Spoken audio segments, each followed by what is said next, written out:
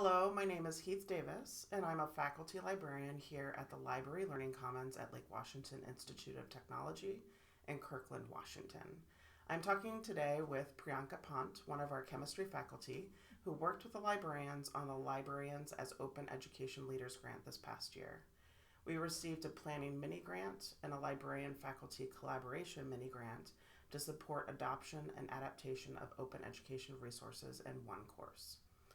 The planning mini grant allowed us to meet with 12 faculty and staff as part of the OER planning process, including Priyanka, and create steps forward toward raising awareness of OER on our campus. So the first question I want to ask you is, can you share your experience working with the Librarian Faculty Collaboration Grant? What was your experience adapting an OER for your class? So, going in for open education resource was easier said than done because I have already been using YouTube, Khan Academy, a lot of online videos, simulation, and biointeractive videos for my class. The big leap was to convert the entire textbook to an online resource. Mm-hmm. So that was the biggest leap and the most difficult task. Mm-hmm. But thanks to our the 12 faculty focus group, there were a lot of ideas brought in, and we were given a handout which had various options of open textbooks, boundless, and a lot of websites we could go to. So the librarians were key to that. Thanks to you and Cheyenne, I was able to find a book which fit the bill for my course, and I was able to use it and reduce the textbook cost drastically.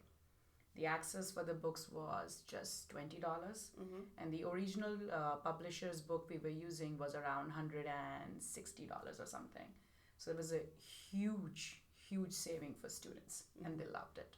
Mm-hmm. They loved it a lot. So the key was to get access to various websites and resources available for OER, and the focus group was critical for that, Mm-hmm. and really helped bring those ideas. So that was the first major leap, and I was able to do it just because of the help from you guys. So it was great. Awesome. Yep. Can you talk about some of your experience working with open educational resources in the past and other courses? Yes, so I have used open education resources in both my intro to chemistry and bioorganic chemistry courses. I use videos from Vimeo and interactive simulation from Harvard Hughes Medical Institute's biointeractive simulations, but it was not that the entire content was converted to OER. This was the first time I converted the entire course into OER. So I have been using in the past, and students love it because the animation and interaction is really beautiful in those videos. So it was a big leap for me, but yes, I have used in past. The leap was to just kick out the textbook and actually pick a resource which you can trust Mm-hmm. and then work on it. So it was a big step for me. Mm-hmm. But yeah. And can you Good. talk a little bit more about how you identified a trustworthy resource? Yes, that took time because open education resource for chemistry as such, it was difficult. There were very few textbooks available. So the first thing is to find a textbook which fits the bill according to your learning objectives of that course. Mm-hmm. That's the first step. So I found a book. It was huge. So I had to customize it according to my requirements. Mm-hmm. So it's a big book of 25, 26 chapters. I reduced it to 12, Mm-hmm. decreasing the content based on the level of the class because it's an intro level class. Mm-hmm. And the reason I love this book from boundless.com was after almost every chapter, they had a video on the most important concept. Mm-hmm. So that was very interesting and was a part students loved. Mm-hmm. But then with this book, the online homework part was something the students didn't appreciate a lot Mm-hmm. because their online homework was quiz based. It was timed. Mm-hmm. If you go wrong on it, you get a 0. Mm-hmm. And that's not something what homework actually means. Homework means to check your understanding of the concept. Mm-hmm. So that was a big negative with this book, but otherwise it was well written and you can easily change the content. Mm-hmm. There is a process though. What basically it is, if you want to change something, You write the change edition of it and send it to the board of directors for that particular website. They go over it, they clear it, and it is accepted in the box. So you can do changes, but it takes at least 2 to 3 days for them to respond, which I think is good. Yeah. So that's how you can edit and change and make it your own. Awesome. Yeah. But it takes time. Time is a huge factor. For OER, we need time. Mm-hmm. Yeah. And I like the part that you're talking about how it seems like it addresses multiple learning styles too. Yes. So that students can have video content and written content. Yes. And I think pictures, that's really charts, they had visual images, so that was great for the students. But they needed more examples. Right. Like for anyone going for OER, what I think is you're substituting a textbook. Mm-hmm. So first we need to think, what does the textbook give a student? Mm. And then what all it gives to a student, we have to support it with OER. Mm-hmm. Because it has to have the same value. Right. The same quality in it. Mm-hmm.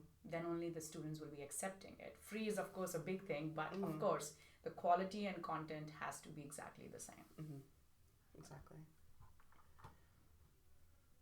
Can you expand actually along those same lines? How were your students responding to the OER content? Okay, so when the students walked in on the first day, they were super happy to learn that they don't need to buy a textbook. Okay, they were really happy. The only cost was an access card for that online textbook, which cost $20. So they were really happy. They were saving money. Mm-hmm. I think one student who was a little anxious as to she likes to hold on to a book, Mm-hmm. but she liked the content and the videos in the textbook a lot. Mm-hmm. So thanks to the surveys, I got a lot of good feedback, Mm-hmm. which I think we took it within the third or fourth week of the quarter. Mm-hmm. So the students loved the videos embedded after each chapter. They did not like the homework because of the platform format they had. Mm-hmm. It was based like an exam, timed, and if it is incorrect, it's a 0. Mm-hmm. And I talked to the publishers and the website and the board of directors, asked, can we change the format? And they said they're not yet there.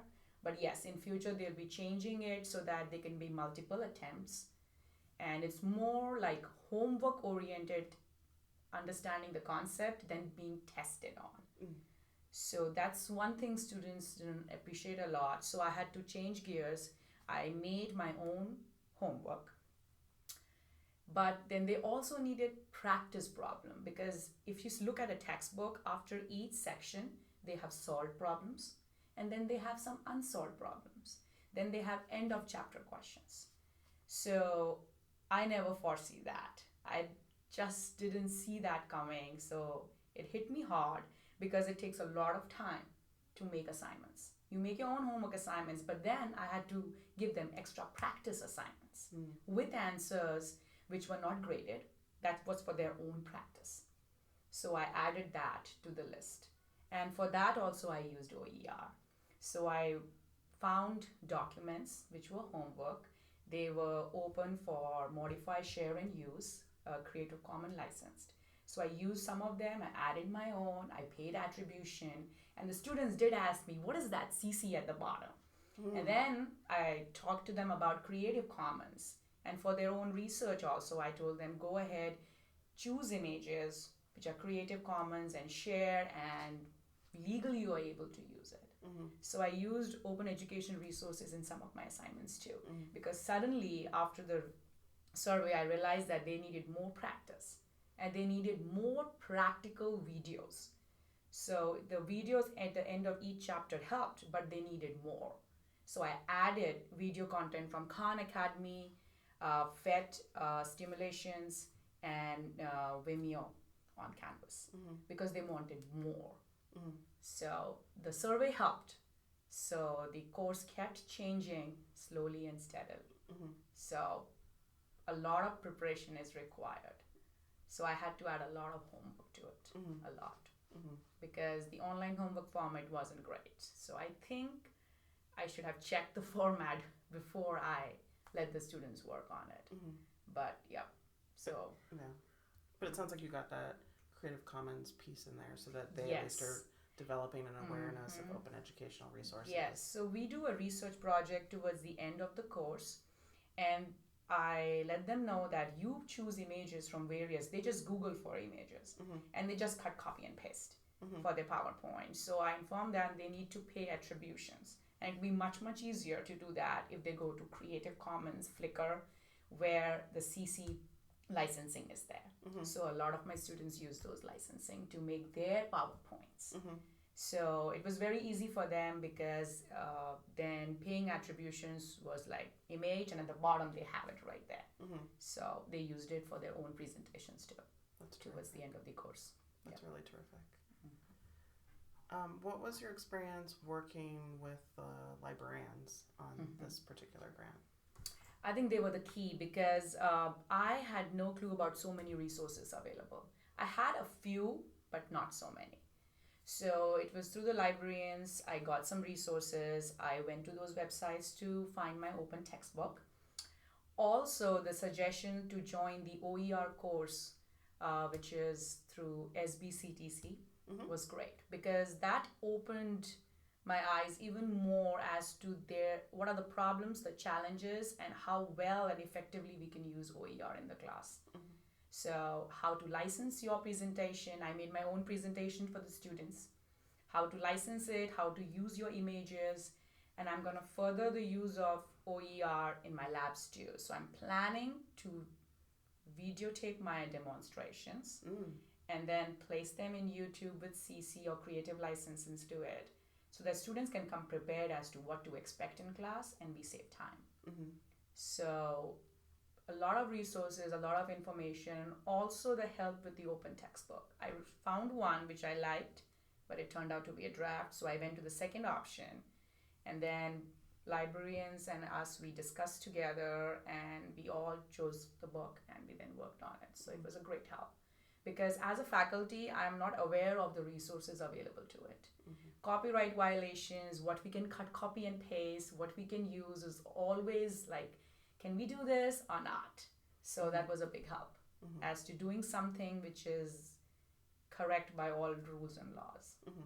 And it sounds like you're developing your own open educational content by doing videos within in class. So that's what my plan is, and I will try to make sure the video is focused only on me so that no student is there because then it could be another issue there. So focusing and developing it, because I think it is great because if the students get a peek as to what is expected in the course. So let's say I have a video online on YouTube on the first day. And it's okay, so this is what is in this course. It's talking about chemistry, it's talking about atoms.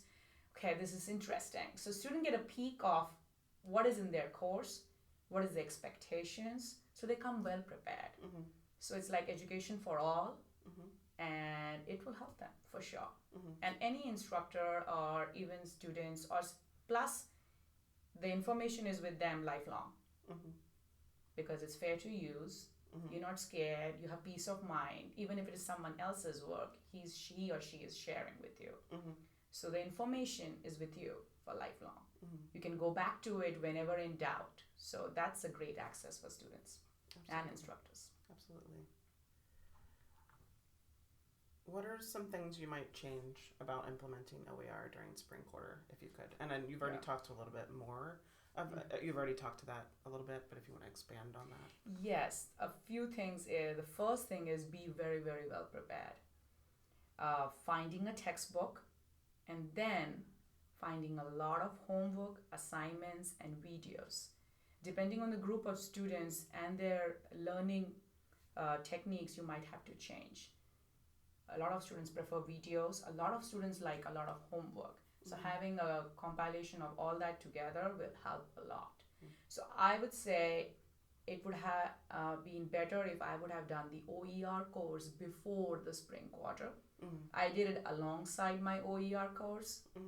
So if I would have done it before, I would have been much, much better prepared as to how to implement it, how to bring it forward to the students, make them understand what is OER, why are we using it, and how to use it to its complete extent that the student understand it better.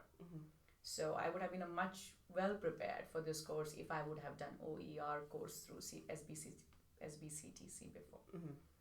Plus backup plan for everything. Mm-hmm. Content in a textbook is huge. You might like the book as a whole, but you may not like a section in that book, the way it is written. So you need your backup. So preparing ahead of time, reading the content, customizing it, and also backing it up with your own presentation or videos which you like. If you can embed it in your Canvas module or within that textbook, it's great because it helps the students from different learning capabilities and they adapt accordingly. So being very well prepared is huge because that is required for OER. Yeah, so that's what I would say. Awesome, thank you.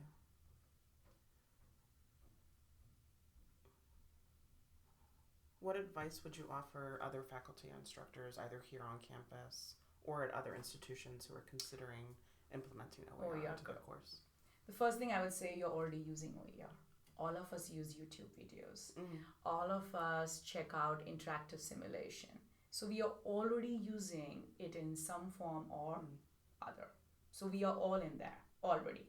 The only thing is the big leap to convert it completely to OER. And that can be easily done in baby steps. So if you are planning for, let's say, the fall quarter, get it ready summer quarter. So a quarter ahead time preparation is required. Because you have to read the book you like, customize it, publish it, prepare for the homework, and add extra videos, PowerPoints, and everything to it. So it takes time. If you have time in hand, it will go smoothly. Because anyways, most of us are using it in class. We just have to take the leap of making the entire course as OER. So we can all do it. Go ahead, try it. Just be prepared for everything. A well-prepared OER class will run smoothly. And there's a lot of help online. We have assignments, videos, everything which you can modify, share alike, and license your work. Yeah. So we can all share it and make life easier for students as well as for ourselves. Absolutely. Based on your experience working with OERs in your course, what are some key areas you think could be improved for wider adoption by other instructors? The first thing is, what is OER? We are very confused. It's been here for 10 years, but it's still picking momentum. So what is OER is something a lot of us are not very clear about. Does OER works well with intellectual property laws, Tech Act, and more? So that's a big area of confusion. Sharing your work is another thing a lot of people may not be comfortable with. Some are, some aren't. Okay.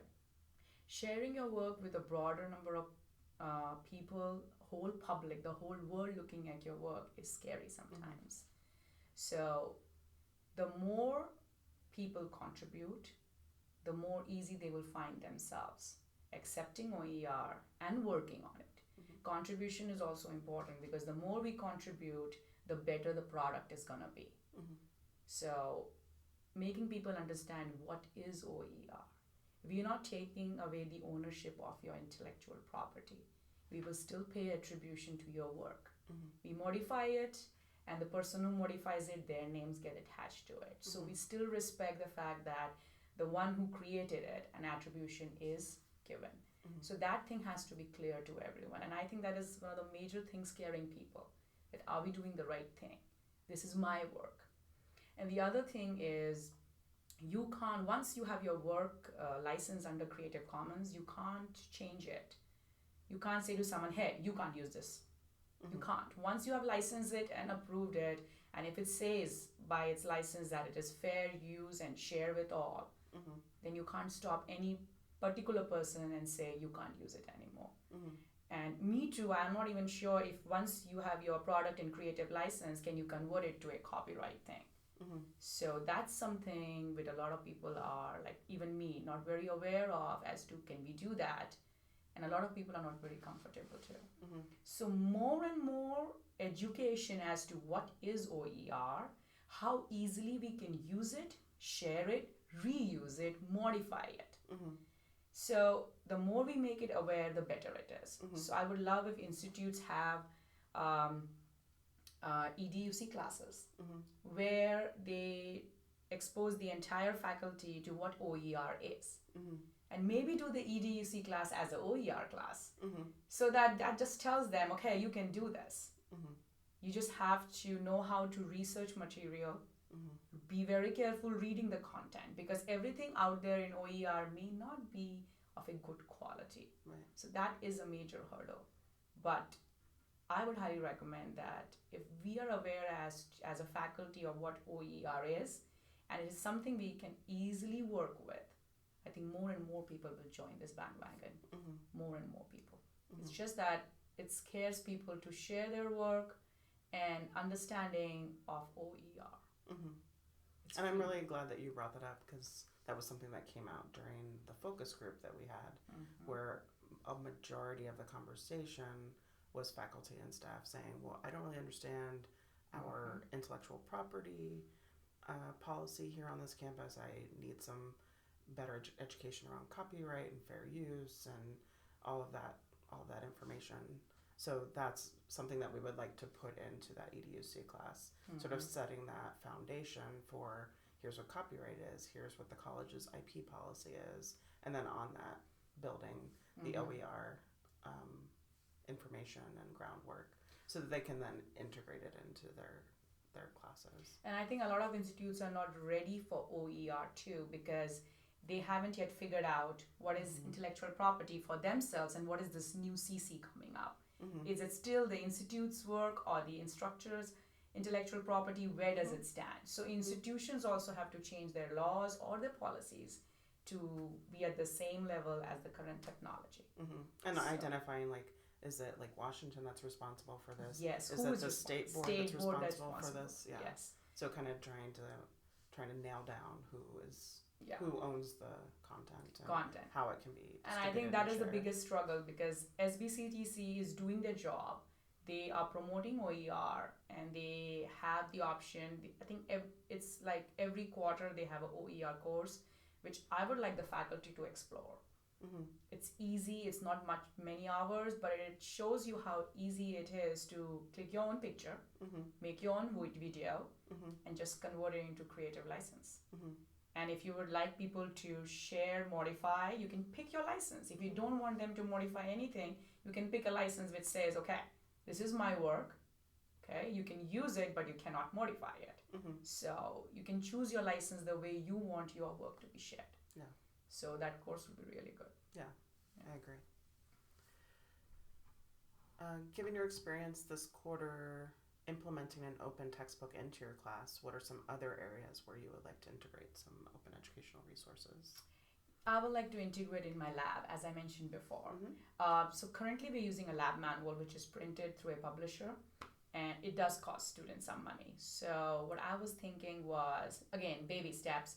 First, converting the demonstration to a creative license video so that the students come prepared as to what to expect.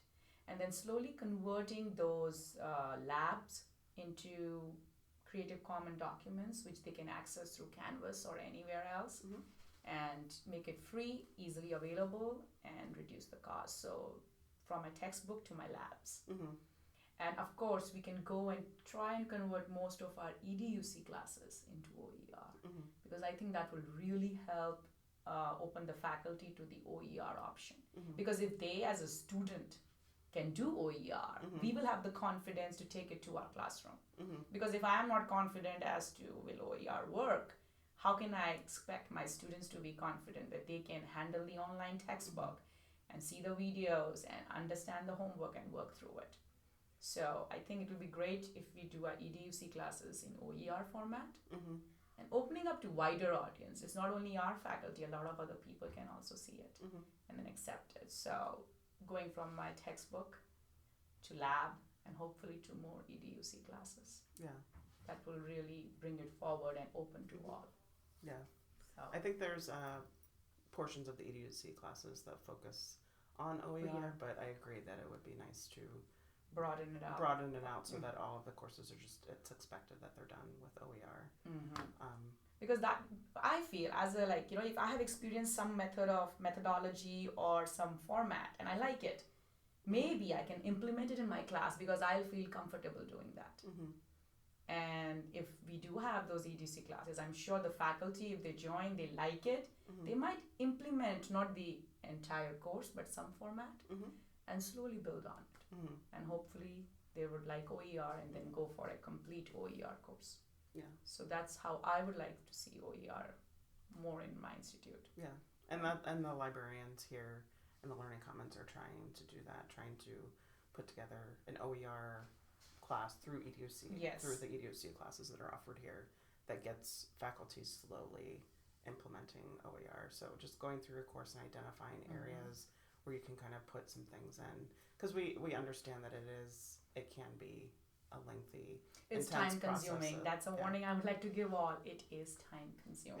That's why I say, I know some people might think a quarter ahead preparation, but yes, you need, it depends actually on your subject. Some of the subjects have tons of content available, some don't. And then the quality of the content is a huge question mark. So more and more people and institutes are joining hands to have an open course. We have an open course initiative. We have MIT, Yale open courses. So we have good quality universities jumping into this bandwagon and joining us, but we need more. All the subjects are not there. So that could be a critical point. Do you have content for your course? But it also motivates you to make your own content. Exactly. And contribute to the community. So it's motivational. Yeah. It's very inspiring too. The last question is, what are your thoughts on how the open educational resources movement will change education in the future? How do you think other faculty can best prepare for this move? Open education resource, the best thing I like is it's available for all. You want to try chemistry? Check out a video under Creative Commons. Do you think it is something you can do? Do you like it? So that tells you which pathway you can take, and student can pick an education line which they actually like. Instead of experimenting for a few years, juggling different lines and then deciding, they can check out an OER video or a lecture or PowerPoint and see if they like it. So it opens their eyes to the options, what they have, and then we can move forward. So I think OER is here to stay. It's already 10 years old, but I think it's just picking the momentum. A lot of instructors are joining in. They're already using it. They're joining it slowly and steadily. It is huge. It's like a wave, and it will take in more and more people because it helps reduce cost. It helps peer review of your work, which is huge. It helps building a community within your instructors or your department as to this is what I'm trying to do. What do you think? So bringing a feeling of community in, and retention, having the document with you all the time, every time to access and work is huge. So OER is here to stay, and it will be used. And that is something I think all institutes are going towards. And plus, you can have various sections. If someone is not comfortable with OER, you can have the face-to-face teaching too. But OER is here to stay. Everyone likes online options, cheaper textbooks, and the videos, simulations, they help students a lot. So it is a great opportunity for everyone to get in and use, because it's like education for all. That's what we all are going forward. So I would like to see it grow more and more. I really like what you were saying about how you can find out what chemistry is about before you sign on to take that class. Yes. So that gives you an idea as to where you want to go. Because I know a lot of my students are like, okay, let's try science. Science is not for me, so I'm not doing nursing. Let me try this. Maybe this is for me. So instead of that, if you have a few clippings of each subject available for you and you can just click on it, okay, yeah, this makes sense to me. I want to do this. I want to try this. So you save that first week where you are checking the course out. So you save time and you know which line and direction you want to go to. So that helps the students too a lot. And you have a wealth of different perspectives on how to explain chemistry. Of course. As opposed to like one publisher or a small cachet of publishers. Yes. So you have a huge resource. Because in my class too, even with my regular face-to-face where I'm not using OER, I'm using a publisher's textbook, I have students go to Khan Academy. They like the videos I post on Canvas. I love animation videos. I'm unable to make them on my own. I don't have the knowledge to make animated videos. And you're too busy developing OER into your classes. Yes. So I love animated videos. And when I find them, I show it to the students and it brings chemistry from a different point of view, you know? Adding cartoon to a picture makes it fun and interesting. So I like that approach and try to build on it. Yeah, and it makes your course much more dynamic. Dynamic, interesting, and hitting on everyone because everyone has a different learning technique. So everyone gets something out of it. So that's why OER brings everything together, I think. All the different formats. And students love that. Awesome. Yeah, they do. So that concludes our interview. I want to thank you for coming by today and talking with me about your experience working on this grant and working on integrating open educational resources.